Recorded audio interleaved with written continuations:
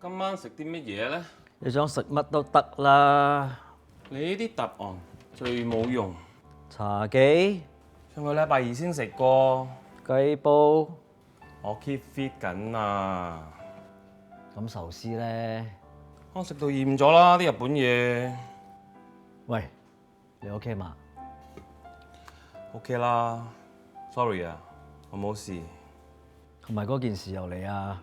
我覺得我自己變弱咗啊！Alex 嗰件事之後咧，再加埋呢單 project，對自己嚴啲，唔係令你變弱，係令你變成而家呢個比之前更加好嘅人你 OK？